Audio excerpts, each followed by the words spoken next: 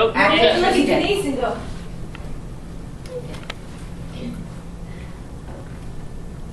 Hi, I'm Denise Smith, and I'm going to teach you about heart transplantation as a treatment option.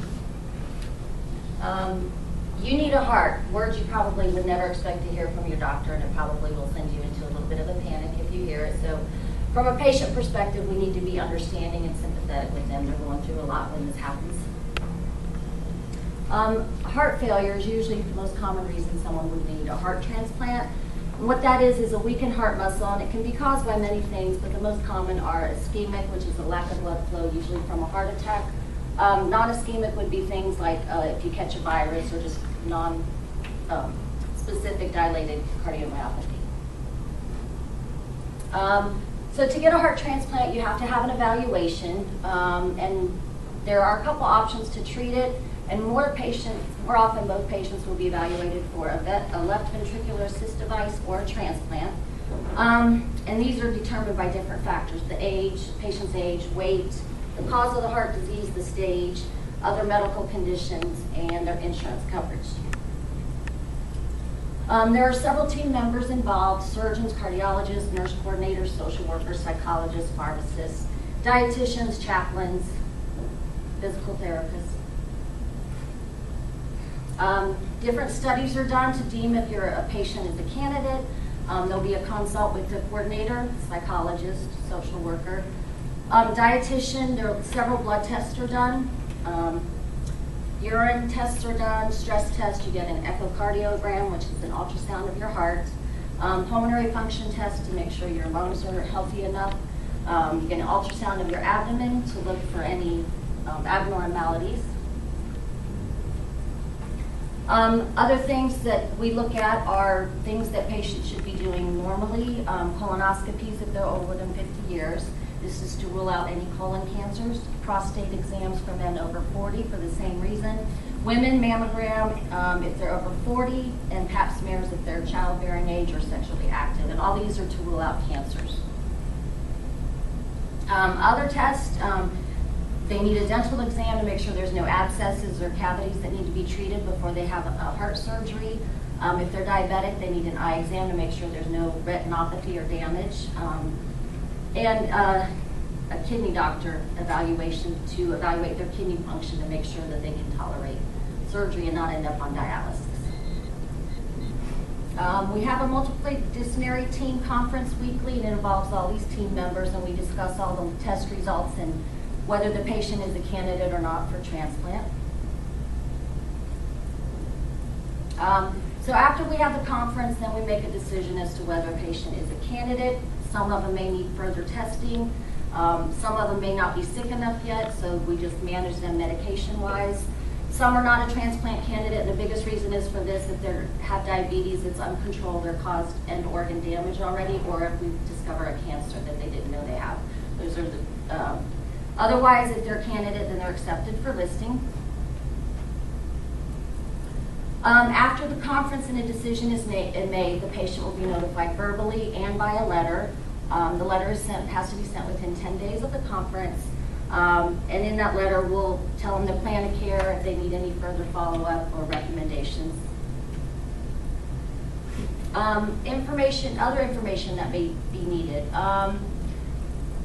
If a patient's overweight, we'll give them the goal weight that they need to have. Based on insurance, some patients are required to fundraise because the medications can be very expensive. If they don't have social support, that's very important. They'll need somebody with them 24/7 for the first few months. They won't be able to drive, and they have to come to the hospital weekly for biopsies, so they have to have support. If they have any active alcohol, drug abuse, or they're currently smoking, they have to be 6 months free and go through a program. So they may have to do that before they can become a candidate. If there's any other tests that need to be done, we encourage them to do that right away, just in case they decline or decompensate. Listing process steps, the most important and the very first thing we have to do is get insurance approval. Patient cannot be listed without insurance approval. And then we have an education session with the patient and the caregiver that lasts about an hour. And there are several consents they have to sign before they can be listed. The financial coordinator will submit a packet to the insurance company. It can take up to a week, maybe longer, depending on your insurance company. And again, they come in for an hour-long class. We give them the listing requirements and the consents to sign, and then they'll go up to the wait list. These are the different types of consents. There's an informed consent. It is not the actual consent for surgery. It's just saying that they've been informed of all this information. Authorization for disclosure of information. Patient and caregiver responsibilities, and that's just so that the caregiver knows what is expected of them. Substance abuse policy, they have to refrain from smoking, alcohol, or drugs. And then the United Network for Organ Sharing, the multiple listing and wait time transfer policy, they have to sign a copy of that. United Network for Organ Sharing is called UNOS. It's a government-regulated body. It manages all organ transplants in the country. There's 11 regions, and Georgia is in Region 3, and this is their website if anybody wants to look up information about them. Listing status. 1A is the highest, sickest patient. They're usually in the ICU. They have a big IV in their neck with a couple IV drips going. So they'll be the first ones to come up for possible heart. 1B is the second highest. Usually they're at home and they may be on IV medication or have this heart pump. Status 2 means that they can be maintained by medication, but they're not as sick as the others. Status 7 is an inactive status, and that's if a patient gets an LVAD, the heart pump placed, they become a status 7 while they recover from that. Or if they get septic, they get a bloodstream infection, they have to become a status 7 until they recover from that. So once the patient's listed, they get verbally notified, they get a letter sent, and then their status will not change without them being notified. So if the patient says something to you, I haven't heard anything for 2 months, am I still listed? Have you guys forgotten about me? You can let them know. If they haven't been notified, there's no change and they're still on the list. Donor availability is unpredictable. We don't know when it's going to happen, what time of day, what day. People can wait, anywhere from 24 hours to years for a heart transplant. The organs are offered through UNOS, as I said. It's matched by blood type, priority status, or how sick the patient is, and how long they've been waiting.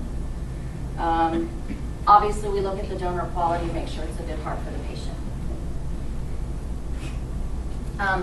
Transplant team is on call 24/7 to be available anytime a donor is available. The information is evaluated by the surgeon.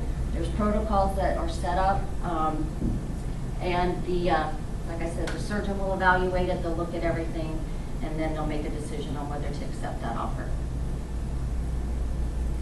So there is, when you get the first call, patients are in the hospital. There's some patients already waiting in the hospital. They'll be notified. Once they're notified, they can't eat or drink anything because we don't know what time they're going to go to surgery. This can end up being a very long wait, though. The patients start to get anxious, but I tell them it can be up to 12 hours before you actually go to the OR.